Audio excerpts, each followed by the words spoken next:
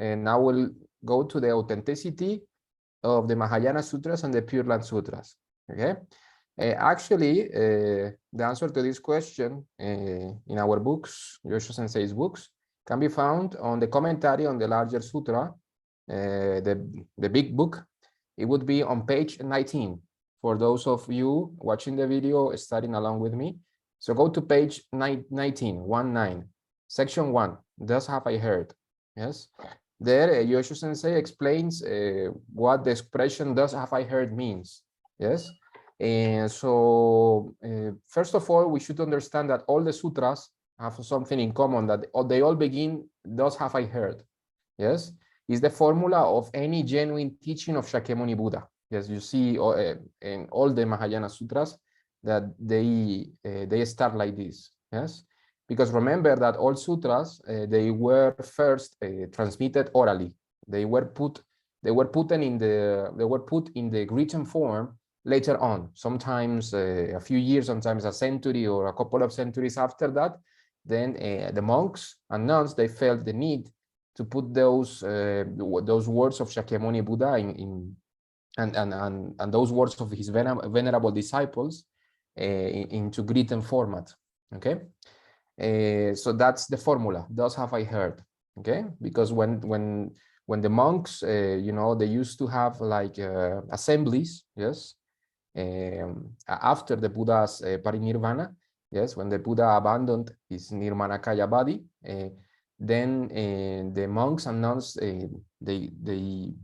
they made gatherings, yes, to discuss what the Buddha had taught, and they made compendiums, yes, compendiums of these teachings, and they always start, thus have I heard, because they were recalling, you know, remembering what the Buddha had spoken.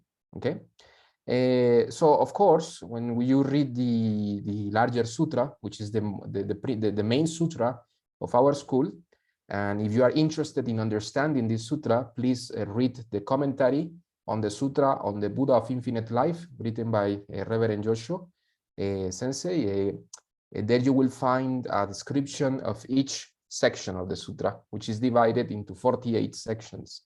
Okay. So please go and read that, because if you try to read this sutra on your own, you will get lost. It's happened to me. It has happened to many people. It's better to rely on a commentary. Yes, and by the explanations of Shinran, Renyo. Yes, so whenever you read a sutra, you should always rely on the explanations by the great masters. Yes, and somebody who can you know, connect all the dots. Yes, otherwise you can get lost, because sutras, and especially Mahayana sutras, are sometimes difficult. It's not that they are complicated, but they are complex. They are rich in meaning. So should rely. Please let me say something about this aspect.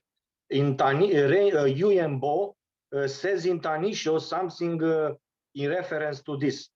He said, quote, "Carefully read the sacred writings that accord with the late master's thought," that is with Shinran, and that he himself used to read. And he also says, in the scriptures, in general, the true and real and the accommodated and provisional are mixed. That we abandon the accommodated and take up the real, set aside the provisional and adopt the true, is the master's fundamental intent. You must under no circumstance misread the sacred writings. So that's very important. When he said carefully read the sacred writings that accord with the late master's thought, means that we should read the scriptures through the eyes of Shinran. So that's why this is how I wrote the commentary on the Larger Sutra, through the eyes of Shinran and through the eyes of the primal vow. Because Shinran, this is the way Shinran read the Larger Sutra, through the eyes of the primal vow. So that's very important. Because as I said, there are many layers of interpretation.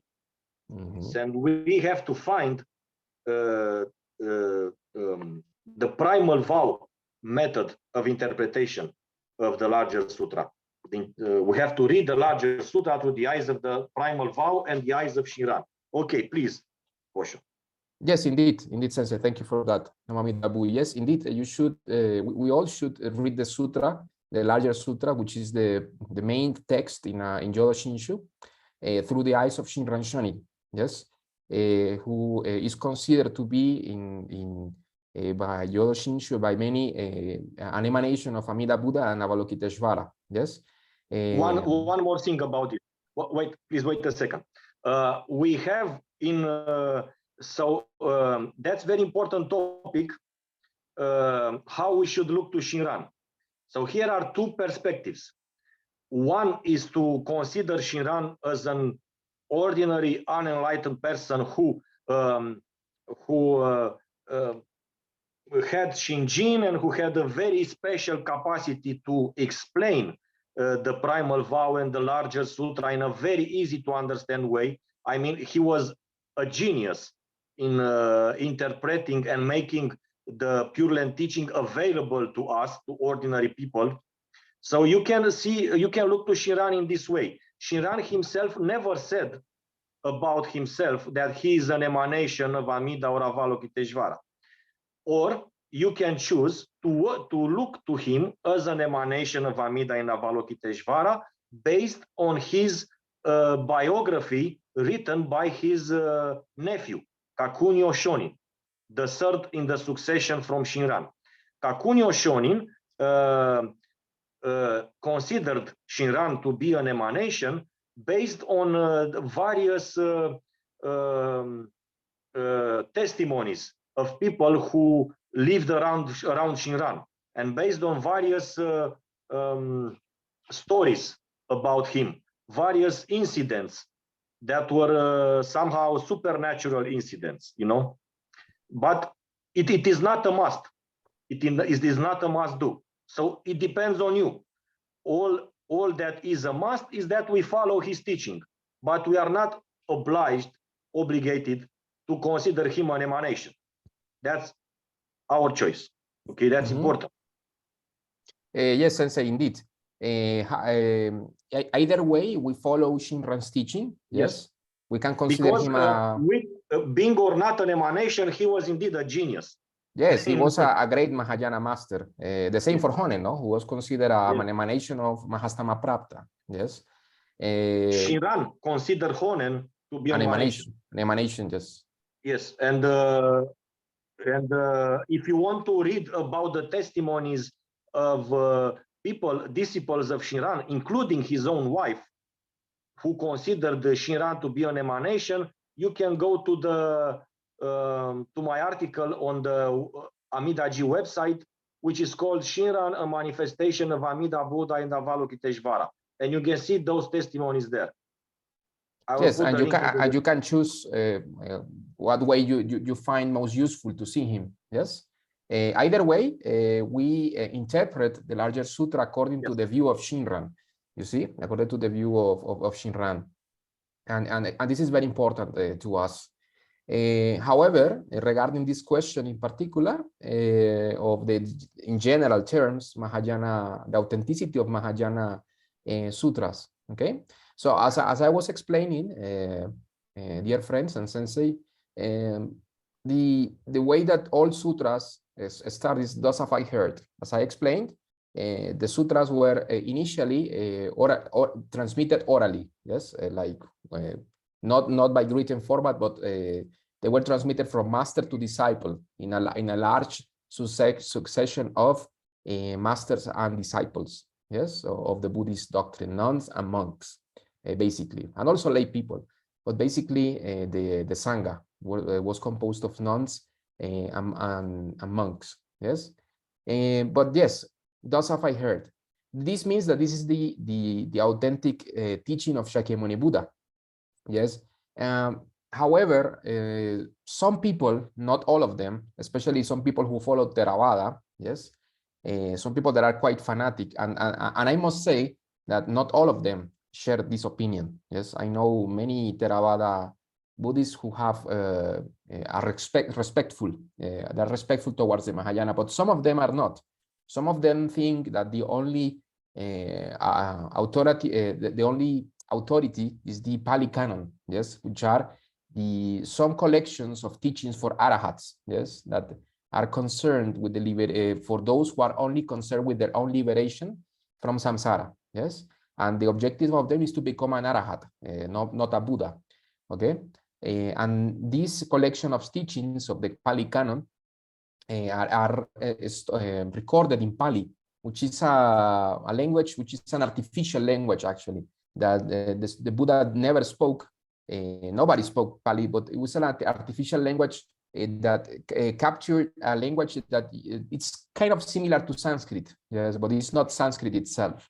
See, the Mahayana Sutras are recorded in Sanskrit, yes, which is actually a language that the Shakyamuni Buddha could have spoken, you know, and also his disciples, because it's the language of the aristocracy, yes. And remember that Shakyamuni Buddha manifested himself as a prince, so being an aristocrat, he must have spoken Sanskrit, and many of his disciples were also aristocrats. They were cousins of his, you know, Shariputra, Ananda. They were also of royal descent, you see.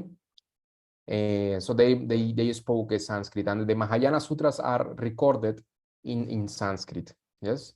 And remember that all the Tibetan canon has Sanskrit as its root, so it was translated from Sanskrit into Tibetan, you see. And many of the Pali Canon can be found also in Sanskrit, because the Mahayana Sutras include the Pali Canon and they have other sutras, yes. So the thing is that some people, yes, have done a mistake thinking that the only thing that Shakyamuni Buddha spoke about was the Pali Canon, yes. But this is not true, because as Joshua Sensei here explains from page 19 of the commentary, he says that the fact that some sutras in written form are older, yes, that doesn't mean that the teachings are older, yes, because remember that the sutras were initially transmitted orally, yes. So the fact that some texts are older than others doesn't mean that the teachings are older, because the fact that you put them in written form earlier or later doesn't have anything to do with the origin of the teaching, yes. And actually, this has been a recent discovery, is that the Pure Land Sutras, yes, in written form, are actually one of the oldest, are actually the oldest of them all, of the Mahayana Sutras found still preserved, you see. But remember that we shouldn't, as Buddhists who have faith in the Buddha Dharma, we shouldn't rely on scientists or on historians, yes. Of course, what they do is important, you see, but the most important thing for us is what our teachers say, our masters, the masters of our lineage. Because remember that Shinran, Honen, all of them had masters, and these masters go back to the Buddha himself, you see, in a succession of masters and disciples, you know? So this is the most important thing for us, not what the scholars think, because what some scholars say or another scholar may disagree with, you see. But the most important thing for us, Mahayana Buddhists, is what our masters say, you see, and the manifestations of the Bodhisattvas throughout the centuries. Yes, and there have been many manifestations of Buddhas, Bodhisattvas, even Avalokiteshvara himself throughout the history of Japan and China, you know, also confirming the authority of the Mahayana Sutras. Okay, so this is very important for us to understand. Another thing is that sutras were transmitted also using special states of mind called samadhis. Okay, and for example, the Larger Sutra, if we read how the Larger Sutra starts, which is the main sutra in our tradition, yes, it explains that there were many great masters present, yes, like Ananda, Shariputra. There were also great Mahayana Bodhisattvas, you see. For example, Manjushri, yes, was present there. Also Maitreya, and many great beings. And what is stated there is that the humans that were present, they were very great masters who had siddhis, who have samadhi. They had attained to some higher states of consciousness that allowed them to have perfect memory, and they could transmit these large Mahayana Sutras from memory in these special states of mind, you see? So this is very important for us to understand, because all of the arahats that were present there, they were not ordinary guys, they were not ordinary disciples, but great beings who have already attained to arahatship, and also they had these samadhi powers, which allow them to try to collect all of the words that Shakyamuni Buddha spoke, you know, verbatim, you know, word by word, and they were able to transmit these teachings to a selected few disciples. Sometimes written sutras are important, but also the most important thing is the transmission of a lineage. You see, that is why Shinran himself had 7 Jodo Shinshu patriarchs, starting from Shakyamuni Buddha himself, no, but especially Nagarjuna Bodhisattva, then Vasubandhu, then Tan Luan, then Tao Shuo, then Shantao, yes, then Genshin, then Honen. I think I forgot somebody. No, yes, those are the seven Jodo Shinshu patriarchs. You see, and then Shinran, who is not a patriarch himself, but the founder of Jodo Shinshu. You see, so it's very important for us to understand that in all lineages, and especially in Jodo Shinshu, we have an unbroken lineage of teachers who may not have known themselves personally, yes, but whose teachings come from the sutras themselves, and their interpretation has greatly contributed to our Jodo Shinshu understanding, yes. But of course, Shinran is the most important teacher in our lineage, and of course, Renyo, who was a restorer, yes. But it's very important for us to understand that all of these teachers, they contributed to Shinran's understanding. Shinran quoted them extensively in his Kyogyo Shinsho, and of course the sutras themselves, okay? So a mark of an authentic Mahayana teacher is that he's always talking about the past. He's not inventing the Dharma, he's only transmitting the Dharma. And this is explained by Juembo also in the Tanisho, quoting the teachings of Shinran, okay? So whenever we study the Dharma, we should always understand that we are not creating anything new, yes? We are only transmitting what our masters have told us, you see? Even Shinran himself also said, he claims that what his teaching is the true teaching of Honen, you see? And Honen is also saying, I'm transmitting the true teaching of Shantao, you see? So it's very important for us to understand that they are not inventing anything, but they are always quoting the sutras and shastras, yes, in a very humble way. So we should do the same thing, and only transmit what Shinran thought. So what I was talking about is about these states of samadhi, okay? So that's the reason why we shouldn't try to disregard the Mahayana sutras only because we find the physical, the physical written texts. Some are older than others, some are newer. This is not so important. What's important is the transmission of the lineage, and the fact that all of these great arahats that are spoken in the sutras, they had this power to transmit this teaching to a selected few disciples, you see? So it's very important for us to understand that these Pure Land Sutras were transmitted in an uninterrupted lineage, yes, throughout the centuries to those people who were capable of understanding and to have faith in these sutras, okay? And later on, yes, as centuries went past, some disciples felt the need to put it in written format, yes, okay?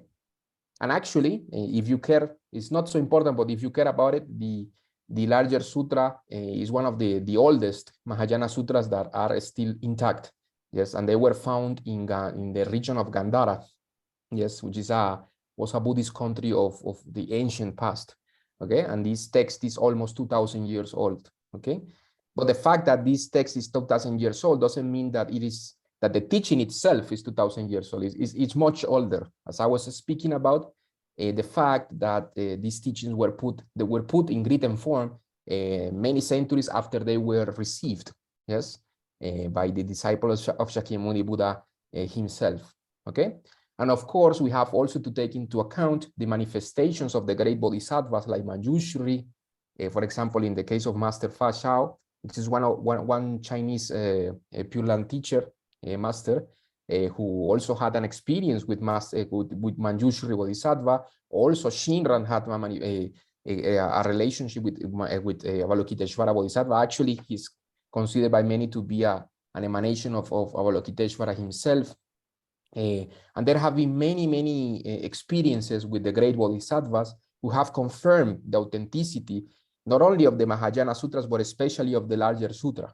Yes, this is very important for us to understand. The history of Buddhism is not a dead history. It's a history of a lively transmission by the Buddhas themselves, and by emanations, and by experiences with Bodhisattvas and Buddhas who have appeared throughout history in dreams, yes, to teach the Buddha Dharma themselves. This has happened also, for example, in Tibet. For example, in the case of masters like Padmasambhava, this is great enlightened beings, you see. So throughout the history of Buddhism, there have been many enlightened individuals, and there have been many ordinary guys who have had extraordinary experiences with Buddhas and Bodhisattvas, who have also confirmed the authenticity of the teachings of the Mahayana, the Vajrayana, and also the Hinayana. So as Buddhists, we shouldn't disregard, yes, any of the vehicles and tell them, that's not the Buddha's teaching. No, actually, all of the teachings of the Pitakas, of the Bodhisattva Pitaka, you know, of the teachings who teach the path towards full enlightenment through the Bodhisattva path, or those who follow the Arahat path, or those who follow the esoteric teachings, all of them are to the true teaching of Shakyamuni Buddha. Because remember that Shakyamuni Buddha was not an ordinary guy. Yes, he was actually, and he spoke of himself as a being who is not even a human being. He's beyond the realm of the gods and human beings, and he taught whatever was necessary for the spiritual development of those who heard him. Okay, so to some people he taught the esoteric Buddhism. To some people he taught more like Zen, yes, more like meditation. To other people he taught Pure Land Buddhism. To other people he taught the paramitas. To other people he taught he made an emphasis on emptiness. To other people he made an emphasis on Buddha nature. Yes, to all people he taught all of it at the same time. So it depends on the people that he spoke.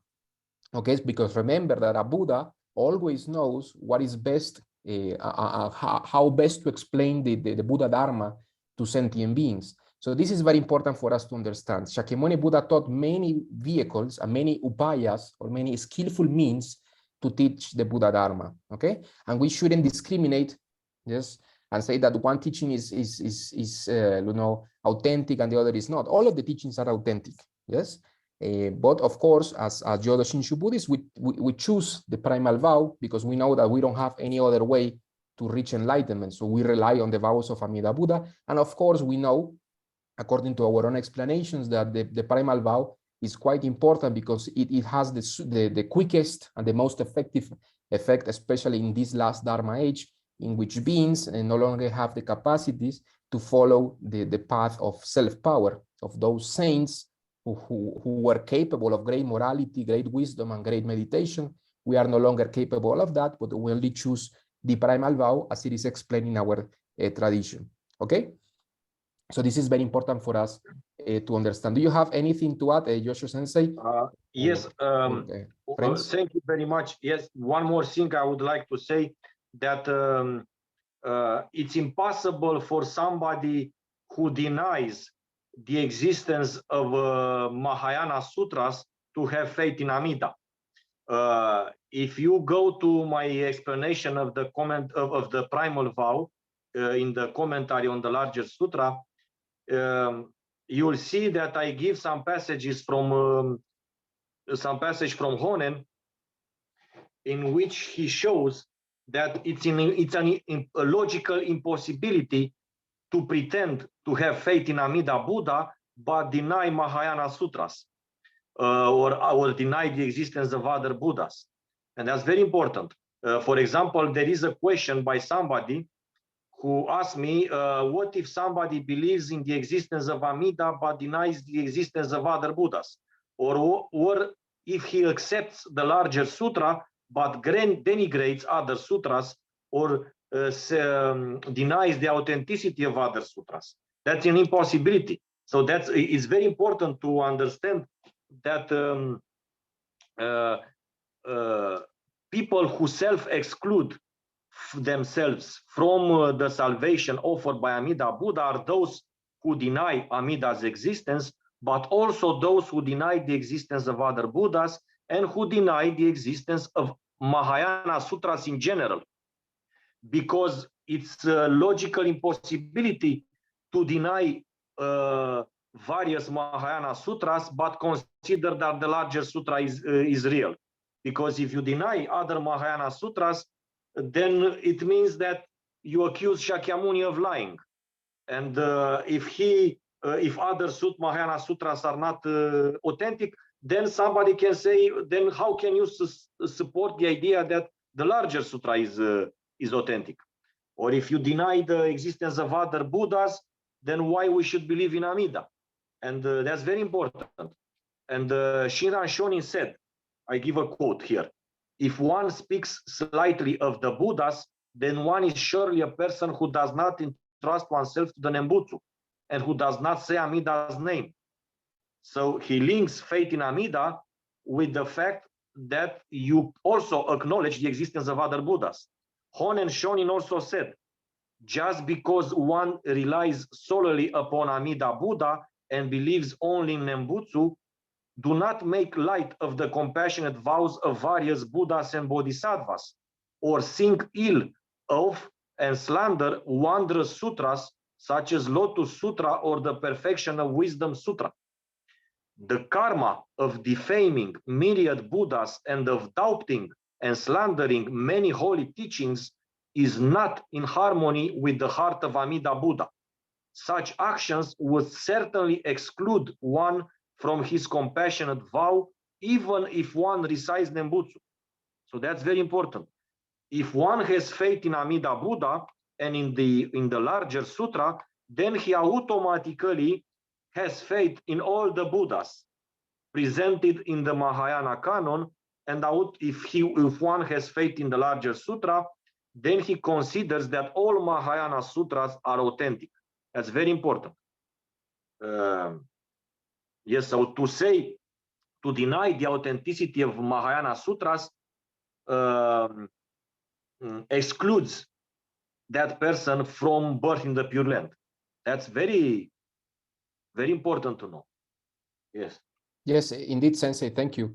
As Joshua Sensei said, of course, the object of our faith is Amida Buddha. And who spoke of Amida Buddha? Shakyamuni. Yes, where he spoke of Shakyamuni in the Pure Land Sutras. So actually, the source of our information for Amida Buddha and the Pure Land and the Primal Vow are the sutras themselves. So of course, we have to have faith in the Mahayana Sutras and in the words of Shakyamuni Buddha. Actually, I wanted only to complement this with some words of Shinran himself, talking about the importance of the larger sutra, and by extension, all the Mahayana, but especially the larger sutra.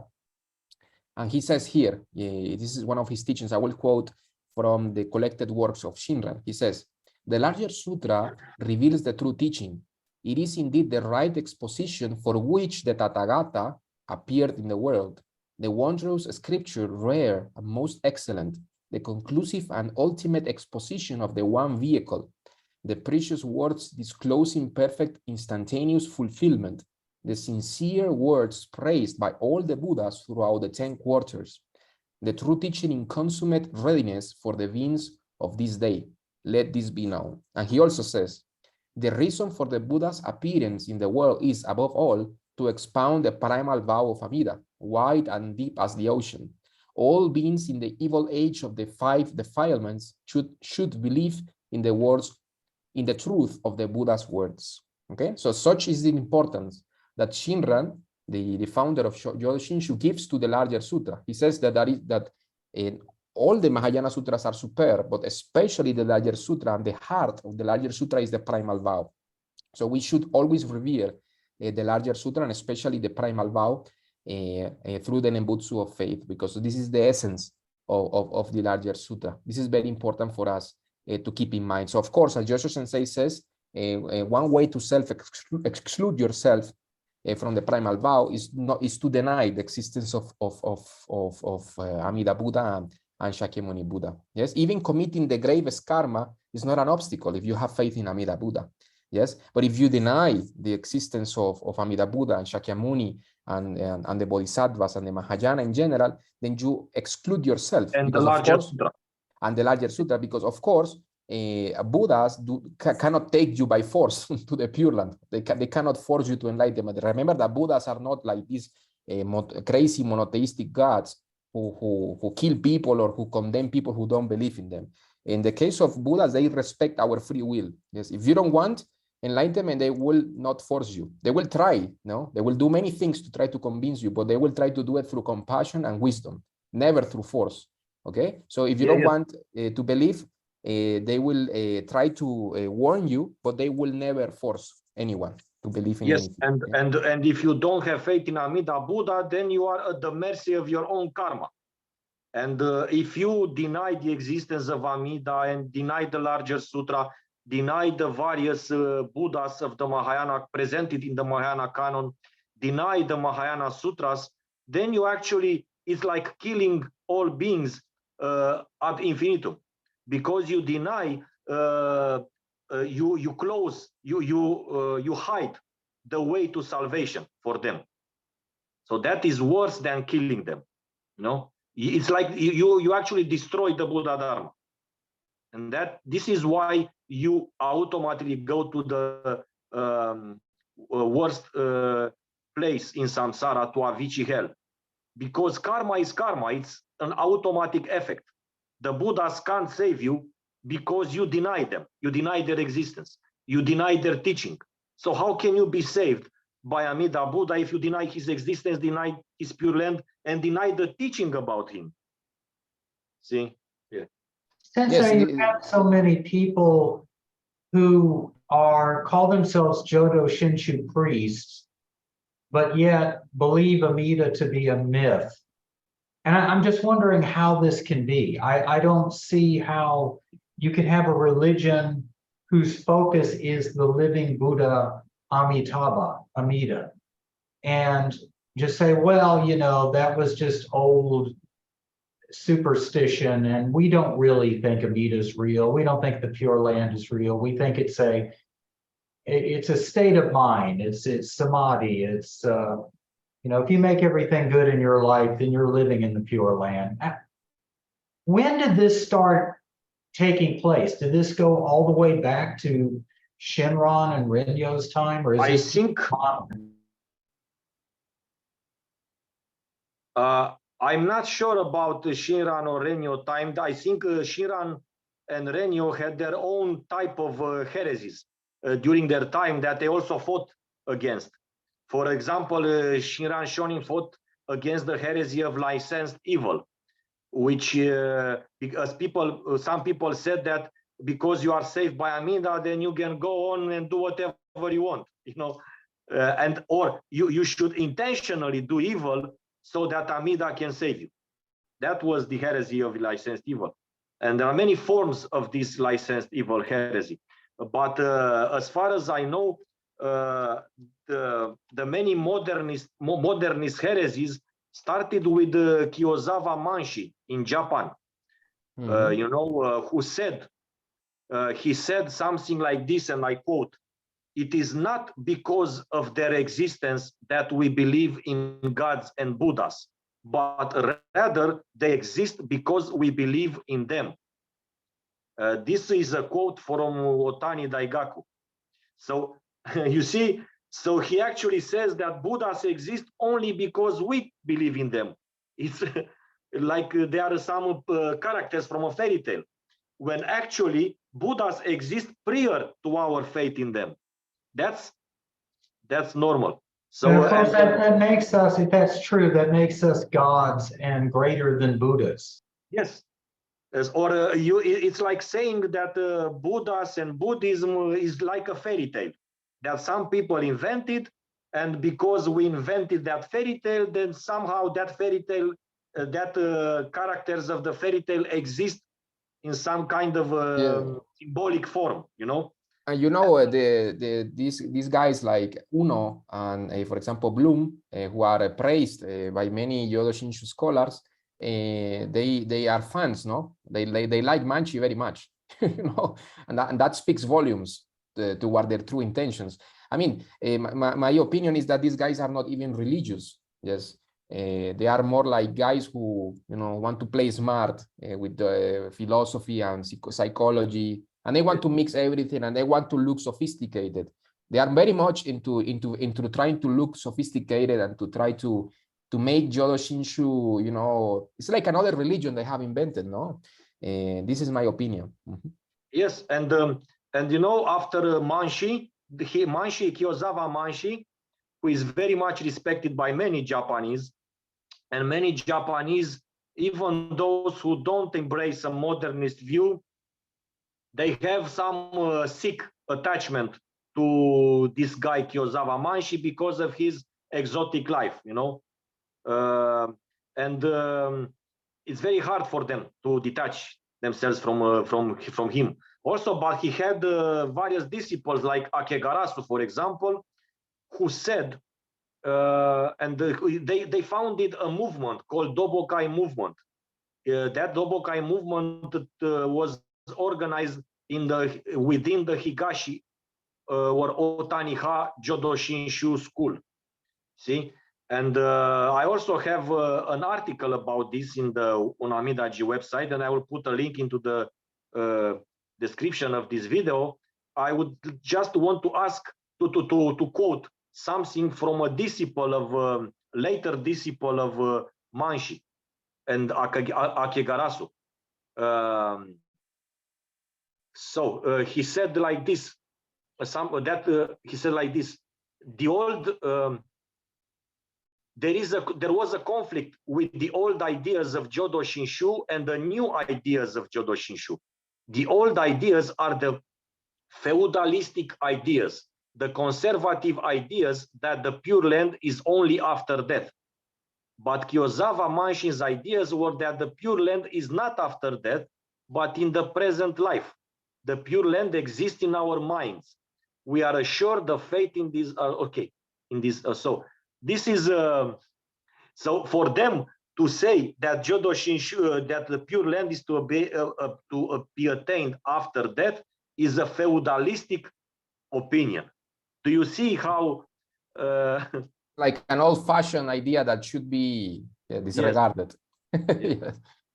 Yeah, and I've seen people that follow Al Bloom and others that basically what it looks like, they just see Jodo Shinshu as an excuse to use Namo Amida Bu as a calming mantra, but they don't take it seriously as a gift from Amida or honestly entrusting yourself to me. Amida. You know, Yoshi, actually, I think it's worse than we may think, because these guys, I have read what they say about Buddhism in general, and I don't consider themselves to be Buddhist even. They are not even Mahayana Buddhists. Me either. No, I don't. No, they are not Mahayana Buddhists. I mean, the thing that we are fighting against today is even greater, because these guys are big-time heretics, because they don't even think that Shakyamuni Buddha was an enlightened being. Let's start with that. Yes. Normally, when I read these guys, I see that many people think, oh, yes, that their conceptions about Jodo Shinshu are incorrect, and this is true. But the problem goes much deeper than that. The thing is that they don't even they haven't even taken refuge in the triple gem, in the three jewels. This is the thing, yeah. Because one thing is to take refuge in the Buddha, the Dharma, and the Sangha, and then have some misinterpretation. This can be corrected, yes, if you have faith in the Buddhas. But these guys don't have faith in the Buddhas, so it's impossible to correct them because they don't have faith. They are, I would say, they are not even religious in a sense. They are atheists. They are atheists who don't have anything to do at home, who don't have a better thing to do with their lives. You see, and all these guys like Shigaraki, like Uno, like Alfred Bloom, and other guys like them, they all like, they have something in common. They all like Kyozawa Manshi and what he said above, that Buddhas exist because you believe in them. So they are all disciples of this guy from Japan. So actually, this modernist heresy started from Japan, and they were brought here. They were brought outside Japan by Japanese, and then embraced by Western atheists and materialists. Yes. If Buddhism was something that, if Buddhas and their gifts were something that I created because I believed in it, I would have left Buddhism and become bored with Jodo Shinshu a long time ago. The fact that this is beyond anything I've ever encountered or practiced in my life, and I've stuck with it, and it has transcended everything in my life to become the most important thing in my life, proves without a doubt that this Buddha is real. There are real, they are real. Buddhas are real. Yes, if you have faith in Amida Buddha, then you, if you have true faith, then you automatically consider that your object of faith is real, and that the place where you aspire to go is real. And you also accept that the teaching about this Buddha, the Larger Sutra and his Pure Land, are also real. So all these guys, starting from Kyozawa Manshi to Bloom to Shigaraki, Taitetsu Uno, and others, they also deny the Larger Sutra, and they deny Mahayana Sutras, and they denied all the existence of transcendent Buddhas. They consider all these things to be symbolic and metaphors and later inventions. This is how they call Mahayana Sutras. Yes. Hosan mentioned in the comments Thich Nhat Hanh, yes. And a lot of people see him as the face of Buddhism. A lot of people in the secular world, in the outside world, see him as, you know, an example. And he wasn't a Buddhist, if you want to be honest about it. Yeah.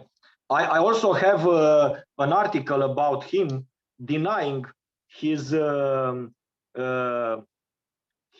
false teachings, you know, and I make reference to his statement that you can be a Buddhist and a Christian, you know. So as Kosho said, these guys actually break the refuge vows.